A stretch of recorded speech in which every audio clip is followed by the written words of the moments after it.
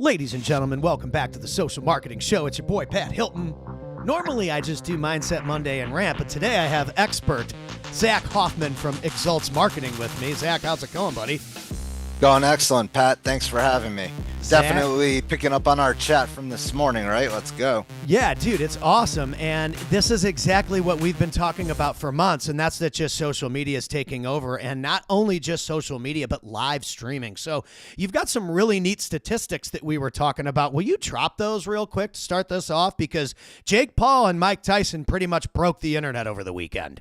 They broke the internet and they definitely put the nail in the coffin for traditional media as we know it today. Definitely proved that just traditional in essence is absolutely dead. So, essentially Netflix is claiming 60 million viewers tuning in just to the actual feed, right? Which means we know that there's an average of 2 to 3 people watching. Just say you give it 2.5. That's 150 million viewers of the Tyson Paul fight. I mean, literally the Super Bowl claims 120 million, and we know they're inflating that by a little bit. So you're telling me a Netflix live streamed event just surpassed the Super Bowl? Unbelievable, dude. And it's like $12 a month for Netflix, which is practically nothing. And this is where it's all going. And that's why you and I and so many other digital CEOs, marketing CEOs, have to be on the internet, because it's the first place people look when they decide if they're going to do business with you or not. I mean, Jake Paul is fighting Mike Tyson. Logan Paul fought Floyd Mayweather, I want to say a year or two ago. The only reason why those guys have any kind of professional notoriety is because of social media. Oh, and they're literally just grabbing onto his coattails, because he's just whole next level when it comes to social media and streaming. I mean, look at it this way. And the thing is like the audience we know is purely like Netflix is obvious. They have the audience hands down, but then followed by Facebook, Instagram, I mean, YouTube, that's where the eyes are, not like OTT, like mystery, like maybe we'll reach your demographic. It's like people are watching, consuming media on Facebook, Instagram, YouTube. You got some on X, but like those main platforms, that's where it's at. Those are like the Google searches of search. Like that's where people are consuming media on today's basis. Totally. And it's so easy to do that you and I are live right now on Facebook, YouTube, and X. And I kind of use X just to be kind of funny, because I don't get a whole lot of traction there. But I think that Facebook and YouTube, especially for you and I, that demographic is our buying audience. 35 to 55 years old. Most of them are business owners. They need to be on social media. They need to be running ads. They need to have SEO like you offer. And they're not going to do it themselves. They need a team installed in their marketing division that can help them accomplish the goals that they want to accomplish in those different categories, right? Yeah, I mean, not to jump to where they are. It's like, where do people go to relax? Where do they go to just rest their mind these days? Like, they don't turn on the news like they used to of yesteryear. Like, go check out what's on NBC or CBS. They don't even know how to get the viewers. They paid the NBA a record sum of money on declining viewership. What kind of business move is that? Like, seriously, you're going to go pay the NBA, and the NBA is totally divided from we're not going to go into politics. We promise that. But their base is totally divided as to what people are watching, how they're consuming. Right. So, investing in that on a declining viewership to try to save your network or save the future of media just literally just doesn't make any sense on a business decision, right? And the other thing is, don't you think people, if they are going to consume traditional media, they're going to go to a place like ESPN SportsCenter because they get to see the clips? And this just goes right back to what we were talking about. Where are they pulling the clips from? They're pulling the clips from their Instagram page and this and that, or viewers, user-generated content, which is what we call it. That's our little guru term in media agency world, which is essentially like Zach Hoffman's user-generated content or Pat Hilton's user-generated content. So they'll take a clip from someone in the audience and say, here was the moment that everybody got to experience the World Series home run or whatever. And it's got the little users tag in the corner and they use it and they cite their source. Dude, ESPN Radio was playing a song I made like 6 years ago for the St. Louis Blues when they beat the Boston Bruins. And they're like, I had never been on the radio, some comedy song I made. It's all user generated content and they're tagging people. It's crazy. Even like Stephen A. Smith, who's one of the lead broadcasters on ESPN. Yep. I swear to you, his X posts and like what he posts on social media, one, the opinions are totally out there. Like literally the guy says the most ridiculous things when it comes to sports, in my opinion. And he's just out there on X, just like talking, talking, talking, and they're amplifying, magnifying it. They know his audience is there and not necessarily on the live network watching it.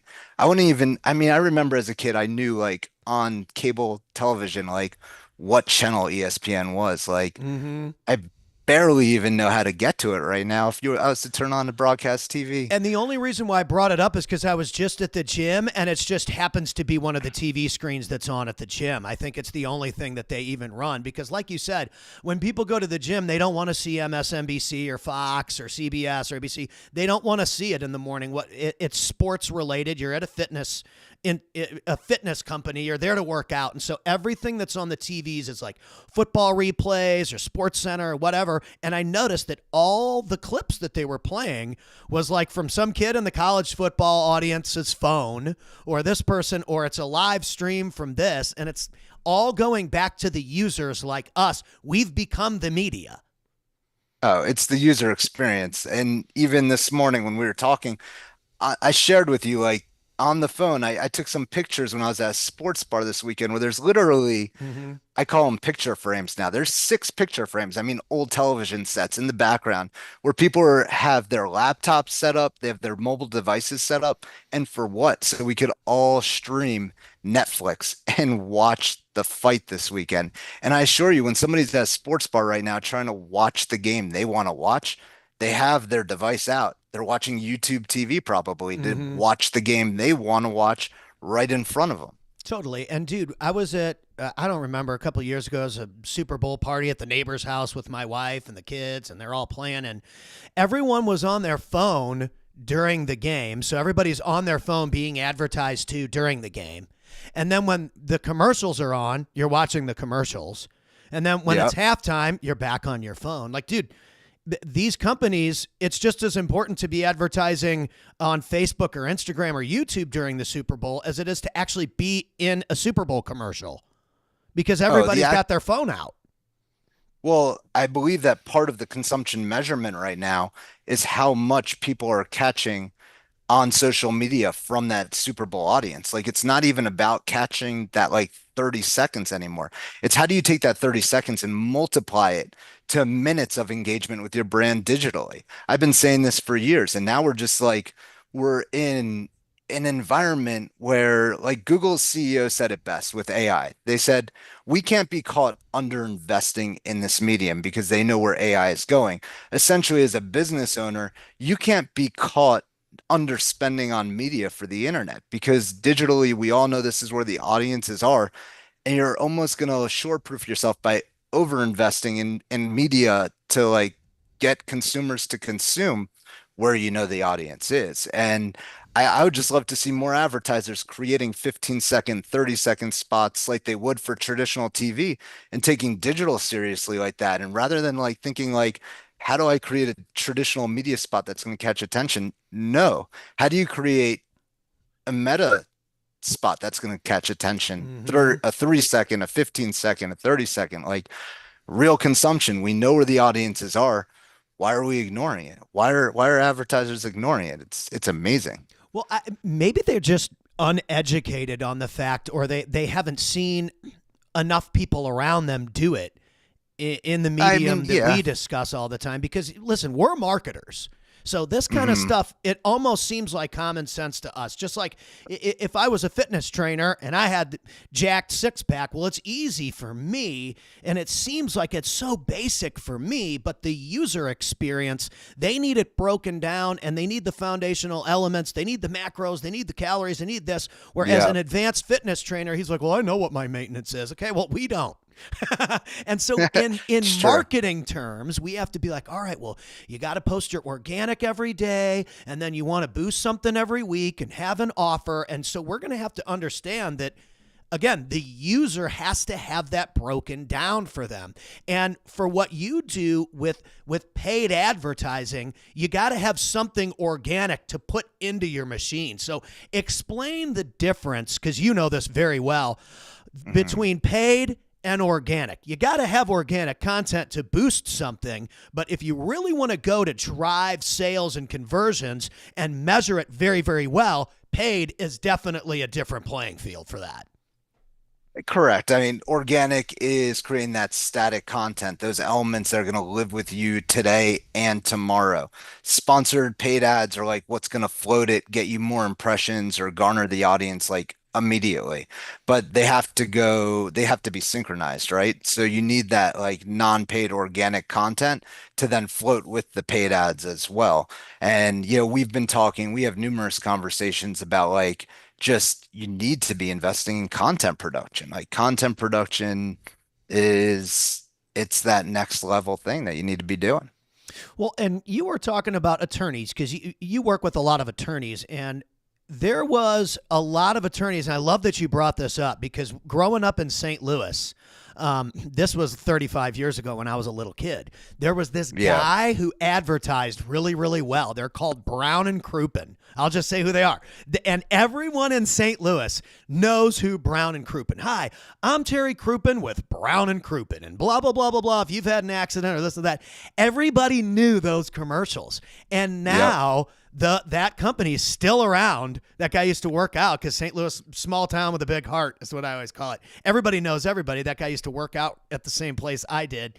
And now he's all over Instagram. He's all over Facebook. He's all over YouTube. And so I think that the people that are used to advertising are also used to understanding that you have to be omnipresent. You got to be everywhere. You want to be on Uh, the phone. You want to be on the TV. You want to be here. You want to be there. You want to be everywhere. Doritos doesn't just advertise on Super Bowl commercials. They're advertising constantly everywhere. oh yeah. It's just it all comes down to proportions and percentage, right? Like where is that media mix going? Where's that media allocation going? And there's always like that last attribution that advertisers love to hold different mediums accountable for. The thing is we don't see a lot of advertisers and marketers treating digital impression-based viewership or just like garnering traffic from digital impressions the same way as they would treat a measurement if they ran a TV ad or a billboard or bus bench. Like they look at that and they're just like, they let it have this like absentee ROI. Whereas if you took those same dollars and resources, you would literally be the king of social media. Oh, absolutely. Like, I mean, if you took a $50,000 budget or $100,000, $250,000 a month budget, and you just threw it strictly at meta ads and YouTube ads, and you Bro, just you said, would blow I just people want to out of the target my water. Oh, you're just like, I just want to target my geographic location, like, and build my brand, not necessarily going to be accounting for, direct response on that. I mean, you would absolutely have to, like, you would crush it. And then with that budget, also just create content throughout your town where you're just like crafting it specifically for your marketplace. You're going to just get so many eyes, so much traction. It's just going to start to like build up, dramatically. Well, and especially with that kind of an ad spend, I mean, these big corporations that are spending that kind of money on, like you said, billboards. I mean, holy cow. We talked about this too. I think this is a good point from my perspective because I'm an organic guy. A lot of people that are organic guys like me, we didn't have any money to run ads. We had to Hmm. use social media to get people's attention. And so the digital entrepreneurs and the celebrity entrepreneurs that I ran into 6 or 7 years ago that were loving my stuff were like, dude, if you're doing this at this pace, 7, 8, 9 years from now, you're really going to crush it. And so the Gary V's and the Grant Cardones, those were the guys that I got advice from. And I mean, those guys are everywhere now. Ed Milet. Ed Milet's one of the number one speakers on the planet now. And in 2018, people were just finding out who he was because of these platforms. And the other thing we talked about was when you're posting on Instagram or you're spending money on content creation, that lives forever. or in your case, like you Yeah. say, like YouTube and SEO and all the things that you do, those pieces of content live forever. If you pay for a TV advertisement, it disappears after you stop spending money. Oh, but the best one that you had mentioned was trust factor, right? You hit the nail on the head when you talked about trust of mediums today. I mean, look, when a post goes viral, like everybody has to go on and like discredit a post if it's like really not authentic information. Like Mm-hmm. I think we saw that recently. Elon Musk supposedly bought Ford, right? We saw that. I don't know if you saw that post, but they had to go out there and like totally discredit it and disjoin itself from like social media aspects. I'm not going to go into like Costco. Everybody knows like the news that they had to like, discredit like bulk purchases from when it comes to like certain items. But my point is like the trust factor. You said it to me best. You're like, Zach, like, I don't even know if people trust traditional media as much. I Like don't think they they are tr do.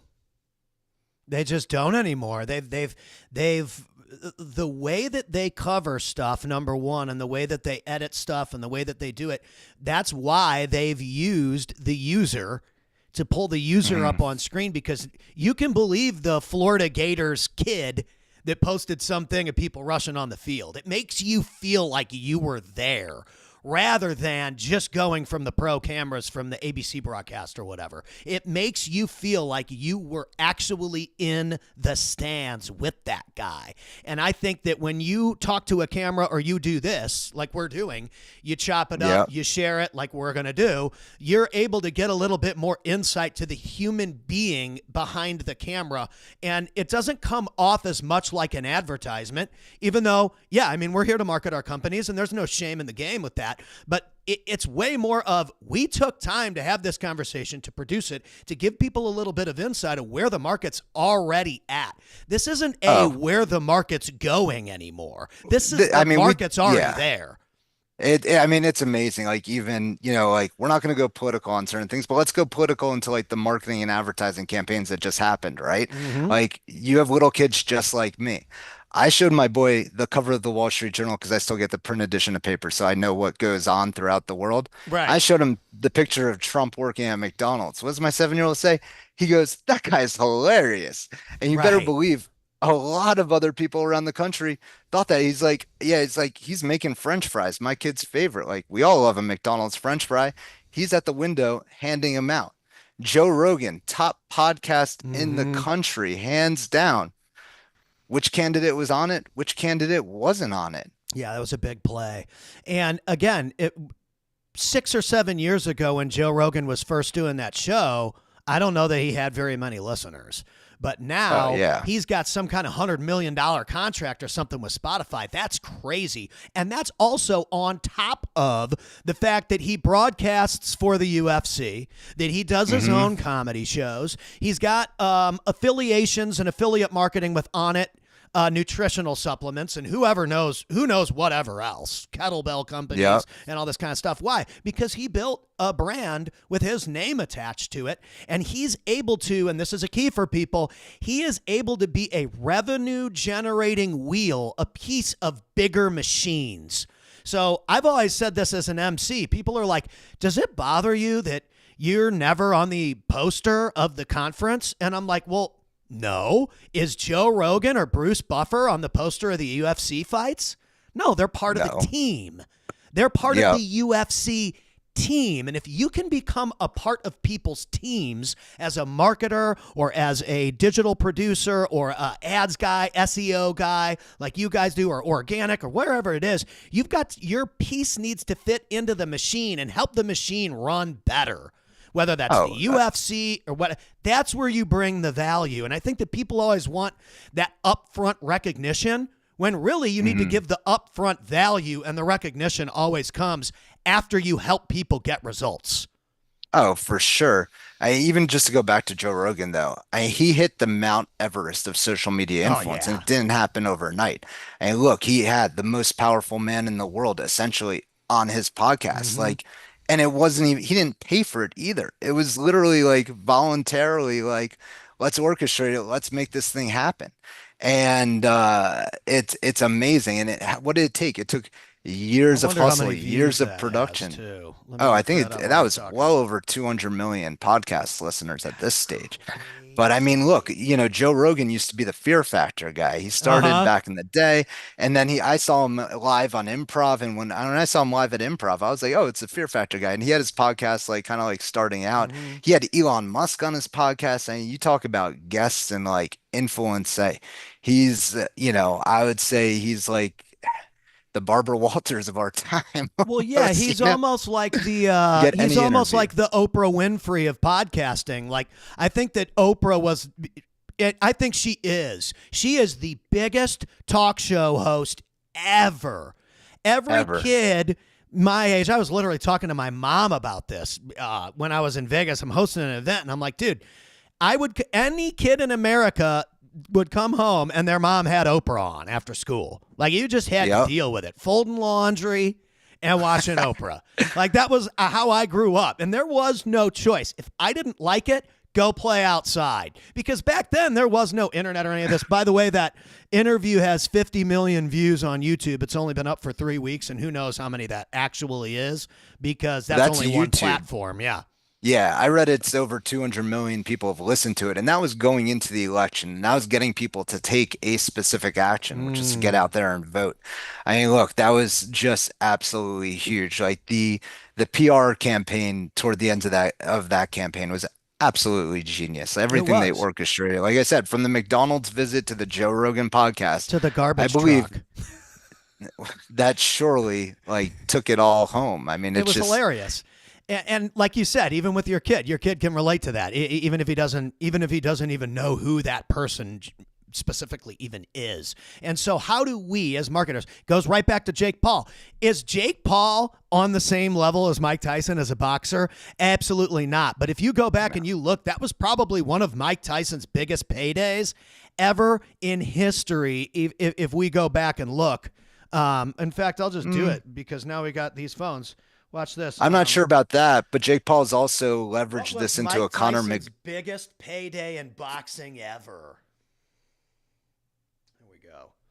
So, Well, like I okay. said, Jake Paul took this. He already parlayed Tyson into a Conor McGregor challenge. So we'll see Mm, where that one goes. But I mean, it's he doesn't rest on his laurels. He's literally taking the content, parlaying it to that next level, and he's going to right. continue to like escalate the levels as to like influence there. And the beautiful, amazing thing is these guys, they've never bought a second from ABC, NBC, Mm-mm. Fox, CBS. And Never, they'll not take the 1 second clips, like we said, they'll of take the them clip, tag it, and then use it in their broadcast. And all they're doing is promoting it. It's for free. unbelievable. So, total, he's made about 400 million as a boxer. He did 20 million dollars off that fight, guaranteed. Mhm. And the most he ever made in a fight was when he beat Michael Spinks in 1988. That was worth roughly around 53 million today. I don't know what that was back then, but dude, Mhm. out of $400 million that he's made as a career in boxing, he's 58 now. He won the heavyweight title as the youngest champion, I think, at 20 years old. That's about 38 years. Well, 20 of the 400 was just the other night. That's a pretty large percentage on one fight. Oh yeah. Yeah, and then the influence he gets going forward, I mean, it's just going to be, he's going to be able to carry his brands for the next 10, 20 years. He's 58 right now. Mm-hmm. That just, exponentially put him back on the radar. Oh yeah, He's, his relevance is through you the know, roof. Everybody oh, wanted to see him win the other night. And by the everybody way, did want to, Vegas definitely probably won big time I still on that think fight. both guys kind of held back. I don't think either one of those guys was going to pull the trigger all the way. And I Yeah. actually will say credit to Jake Paul at the end for showing respect to Iron Mike. Mike went out there and he did his thing. It was a little bit of a scrimmage compared to a Super Bowl showdown, but I mean, they gave the fans the best that they could give. And I give him a lot of props to Mike Tyson for going out there and doing what he needed to do. And he was in great shape, I thought. Well, His legs weren't there like they were when he was young, but dude, I watched. well, Pat, I do you know where watched. yeah, I definitely watched as well. Do you know where I think the biggest KO, the biggest knockout happened? Where? Traditional media.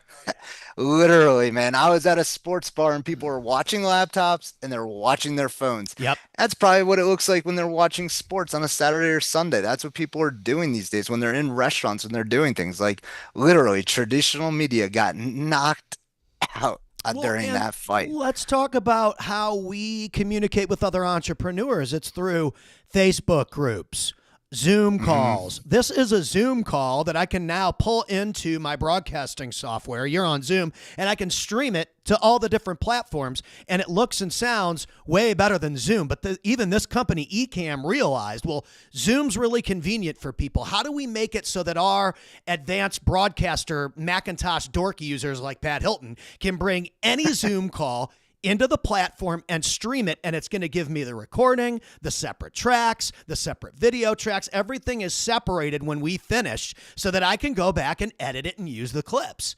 They know Oh, exactly what yeah. they're doing with this software. And we even talked about, how like the largest organizations in the world right now, they're discounting a little bit of quality and like, streaming and everything just because they know the future of the technology or the reach and the audiences that Mm-hmm. they can be hitting. Mm-hmm. Like I was saying to you earlier, like there's nothing worse than an Amazon Prime broadcast right now of Thursday Night Football. Like this is the NFL, like the All right, largest, most I gotta iconic. go watch on Thursday just to see. Dude, go watch. I mean, the coverage is as if they couldn't go hire somebody from Fox or CBS to pick up on like how to cover an NFL It's game. But pretty bad, huh? between like the lack of like ability to see where a timeout is on the screen or just like replays or the lag that you get in a game. But I'm saying the NFL, the most like even the NBA just gave up rights to like Amazon, and Amazon doesn't even have it together yet when it comes to streaming. So like I said, Interesting. the largest brands in America are taking their brands and putting in the hands of Amazon, trusting that they will get better at bandwidth, better at streaming as they go forward here, just as we saw with the Tyson Paul fight. It wasn't flawless, but Well, and we have to adapt. That's why we're doing this. I mean, we could do these. We could do these every single week if we want to. Maybe we will because I think it's important. yeah, We could have these conversations, give people a ton of value, and then when they want someone for SEO or paid ads marketing, they can call you. When they want someone to get that organic shot done, they come and they come through the hub. I mean, there's so much yeah, they go to your opportunity. content hub. It's So it's so it's right in front of everybody. And, oh, and Lincoln Park. You know the band Lincoln Park. I like a lot of I their love music. yeah, yeah, yeah, yeah. So the lead singer passed away. They replaced the singer, got a new chick singer. She's pretty good, got a great voice. And the way that they announced that they were back together and that a new album coming was by doing a live stream concert on Facebook for free, That's awesome. like 2 months ago. And so they rocked the place. They had all the different cameras. I mean, they have a huge budget, right? So this room looked awesome. The But broadcast was really, really good. And then everyone was like, oh my gosh, Lincoln Park's back. It got hundreds of millions of views. Brilliant. we've talked about budgets that go into like literally digital media creation, versus like traditional media creation. I say the same thing with physical stores. Like organizations still spend more money on traditional physical footprints than they do their digital footprint. But going back to Crazy. like media production and content, I assure you, whatever Lincoln Park spent was less than renting a venue and putting together like Totally. the tour equipment.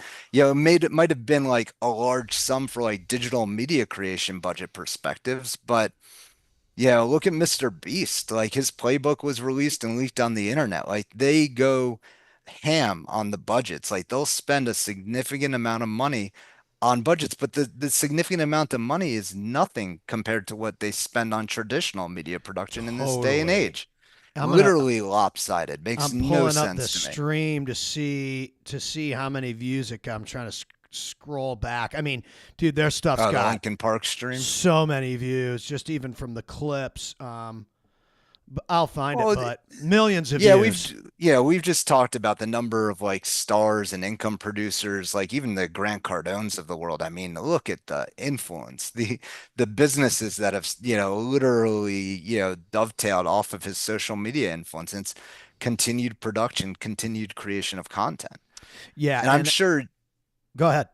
there's a question I get asked, like, how do I start? Or like, what content should I be producing?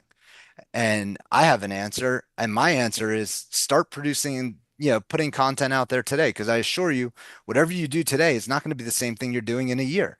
You're Hmm. going to evolve with your audience. You're going to evolve with the people you want to attract. I mean, what's your answer to that question? That's actually what I was going to say was like, you have to start. I mean, every single person that we're referencing or every single person that we're talking about that's big or that's getting the big brand deals, they all started with 0 followers, 0 likes, and 0 views. So we all True. start from the same place. And I think that's the hardest part for people. I think that January 1st is right around the corner, and a lot of people are going to feel awkward going to the gym. My buddy Chris Cavallini says this really well. He's in great shape, he's CEO of Nutrition Solutions. And he's like, dude, no one who's in shape is looking at you and thinking this person's out of shape. They're looking at you and thinking, hey, good for you for being here. Successful Yeah. people don't tear other people down. Successful people look at someone who's willing to put in the effort and they say, wow, yeah, I remember when I had 0 likes, 0 followers, 0 comments, but I got started and here. How can I help you? How can I help you get in better shape? Or how can I help you get more views? Or how can I help you get more SEO rankings? Successful people don't tear people down. They're looking for ways to either collaborate or help you compete at a higher level through collaboration. That's the game. 1000%. Got to get 1000%. started. That's the Correct. biggest mountaintop for people is just hitting record and then having the confidence to post it. I It's tough for agree. people. I get it. I mean, you got to look at yourself. You got to see how you look, see how you sound. I mean, Layla Harmozy always talks about how she like gets comments. People make fun of the way her voice sounds. I never really noticed it. I just focus on the great content that she puts out, but I don't know. That can be a pain point for a lot of people is how they look or how they sound. Thank God she continues to publish stuff because it's so good. But I mean, that can be a factor for people. People are haters on the internet, and you'll never meet someone on the internet anyway.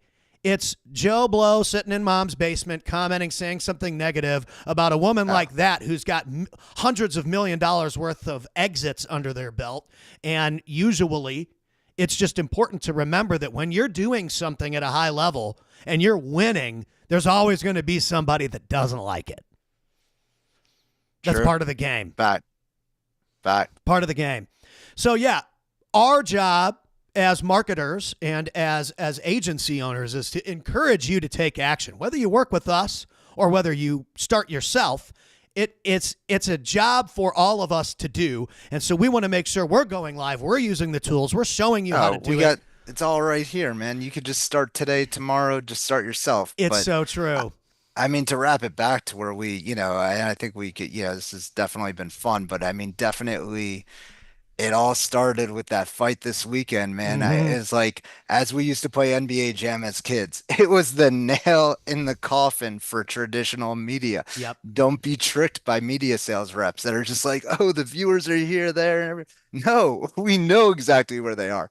Our kids consume this media. Mm-hmm. We consume this media. Unfortunately, as a parent, like I feel like sometimes I have this thing in front of me way too much. It's Mm-hmm. like, and it's just, as a role model, just got to put it away or just make believe it's not there. And my mind feels better when it's not there. But I, why are we avoiding the fact that we know where the eyes are?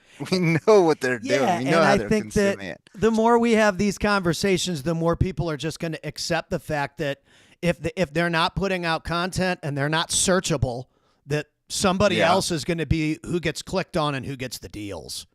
Oh, Um, yeah. The I old say guard it all the is time, man. I say it all the time. There's a lot of people that are way better business people than me. They've made more money than me. Maybe they're better looking than me.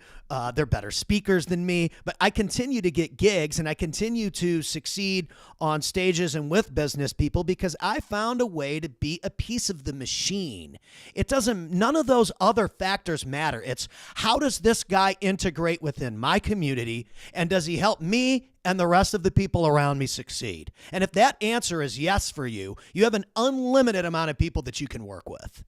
Well, we know success is a marathon. It Doesn't is. happen overnight. For every overnight success, there's been 10 years of work, 10 or 20, 30 years of work put in before they actually hit it. Even like there was a post about George Clooney the other day, how like he basically, I think he gifted like friends and family that all helped him through his hard years $1 million each of just like Oh, he paid the wow. taxes on it too because they helped him. They believed in him all the way through. It's just you hear about stories like that all the time where it's just, a little bit of belief, a little bit of a trust system. Even, LeBron James had, he had like a group of like four guys that they all, you know, basically floated each other out of the situation that they were in to get to that Mm. next level. There's always a backstory of success where people just think, oh, it happened overnight or oh, it's just given to them. Like, no, there's many people where things are just given to them and they just light it on fire and it's gone tomorrow. Yeah, totally. It's that it's just, it's just As making it, I making love and that you brought up LeBron succeeding. because as like a Jordan era NBA fan, you're always comparing people to Jordan and Jordan's better than everybody, blah blah blah. But it's an era that's different eras. There was a Jordan era, there was a Kobe era, and we're kind of living in the LeBron era. And where LeBron Hmm. won Pat Hilton's heart was when he played in the Olympics, right? So he was on the Olympic basketball team, and there was some sport. I don't remember what it was. It was like not the most popular sport. And dude, Hmm. Bron Bonds in the audience cheer. It was like the volleyball team or like whatever team. And he was just sitting there enjoying the game, rooting for the old USA. And I'm like, you know what? How can you hate on this guy? He even like has players that come up and like give him a hug that are just like you were my role model like Dude is watching when I was unbelievable. a kid where he's inspired them to take their dreams to the next It's level with the great. NBA. It's Yeah, great. it's definitely great. And so you always got to try to, especially moving into next year with us, we want to be online, we want to be marketing self. Got to try and focus on the positives. There's so much focus in the media on the negative over the last, I don't know, 10 years. And I've noticed that that focus is starting to backfire. It doesn't convert. It does not attract No, the no. right people. It does not get good core people around you. And the messaging is off. People are moving away from that like diss movement into how do I focus on the positive? Because life's hard Well, for everybody. yeah. Yeah, it's I said it to one of my team members today because we were talking about like different forms of media and I was just like, look, man, I was like, I know what I trust, what I would invest our dollars in, where we have to focus. And like I said, like I know where the eyes are. It's Mm-hmm. like we both know it's like Facebook, Instagram, YouTube. Like we know we can get viewers on those platforms on an organic basis or on a paid basis. Like Mm-hmm. we don't need to deviate or look anywhere else. It's just like as I've sold search, it's always been Google first and then maybe Bing. But like outside of that, like I'm not buying this like meta crawlers or like trying to get into third tier search engines. No. Like it doesn't do well by our clients. And but like back to what you're saying about like just like positivity and just yeah, I don't care if negativity sells. It's like it ain't the way to It win doesn't friends. It's just convert. that yeah. Not only it can get eyeballs, but does it actually convert? If it does convert, I don't know that it necessarily brings the right audience. I believe exactly what you're That's saying, my man. I opinion. definitely I mean, you agree. see the guys that have the biggest brands. I love WWE just because if you go and you sign a contract with WWE, you're an independent contractor. Just like me, you had to build your own personal brand, your own style, your own microphone style, and all this, and get the audience to like you, or you don't make it in the business. It's way less about how good of a wrestler you are, and it's way more about how great of an entertainer you are. Well, And you that need to go check. changed Yeah, you years need to ago. go check out. I believe GQ interviewed The Rock this past week. It was Dude, The published. Rock is still in great shape. And The Rock never would have made it to Hollywood and been as big of a star as he is right now without wrestling, without being great on the microphone back in the day. He was hilarious on Monday Night Raw. Hilarious. I watched him Huge for star. years. He's And some of his unbelievable. social and talk about a guy who's dealt with like numerous things and just continued to like conquer his own future. Like he's like he just has dealt with even like personal family issues and like he's gone on to like aspire to who he is today. It's just you listen to his story about like how he's gotten to where he is and where he's going. He's just been like focus. He's had intention, determination, and just, really structured his own success. And Amazing dude, story there. one of the biggest characters he's ever played, and Justin Timberlake, this goes for him too, and it goes right back to our topic today of streaming, is the character from Moana. The Maui from Moana is The Rock. And guess how everybody saw that movie? Live streaming on Disney Plus. And Yep. Trolls, Justin Timberlake is the main character in the Trolls series, and that blew up on streaming services because there's replay value. You can go and you can watch that as many times as you want. My kids are asking me, oh my gosh, did you know that the troll is the singer for NSYNC? And I'm like, oh my gosh. Girl, bye. Go to kindergarten. Yes, I know. But dude, JT found a way, The Rock found a way to go from our age bracket to our kids. He's still marketing to the same people. We're still spending our money to consume his content, but now it's actually positioned for our children. So now you've got a whole nother generation of digital streaming heads, our kids, that are growing up watching, following, and consuming content from the same people we were watching 20 years ago. Well, you're going to have Moana brilliant. here. Thanksgiving, Moana 2 comes out. We already got tickets, I think.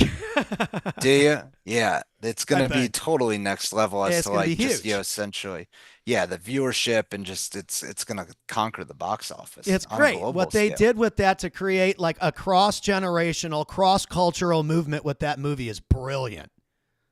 They're smart, dude. For The sure. music's great. And they got the whole thing. The Rock is like the little animated guy. It looks just like The Rock, and he's like the Samoan kind of Hawaiian dude. It's freaking great. It plays just to the character of how he grew up, his dad's WWF story of being The Rock, the big Samoan guy. It's freaking perfect. It's great. For sure. So, moral of the story is, folks, get on there, have a conversation on camera. If it makes you feel comfortable getting on camera and having a conversation with someone, do it like this. This is very, very easy to produce. You could even just do it in the Zoom app. So, just to break down how I did this onto my page. So I use a software called Ecamm Live. I think it's like $10 a month or something if you subscribe to it. I bought like a lifetime membership years ago because I knew everybody was going to use it. So you can take a Zoom guest and you can pull it into Ecamm Live and you can stream on any Apple service to any social media service through your Apple computer, or you can use StreamYard. StreamYard.com is a great way to get on a call with someone just like this and broadcast it to all the different platforms. I think that's like $19.99 a month. These solutions are not expensive, and even if you don't have a headset or a microphone or whatever like we do, you could literally use your phone to broadcast. Like Zach said, you could use your phone and just go live on Facebook. It's unbelievable. For sure. So get out there, ladies and gentlemen. Do it big. Zach Hoffman in the house from Exults and your boy Pat Hilton, and we will see you on the next one.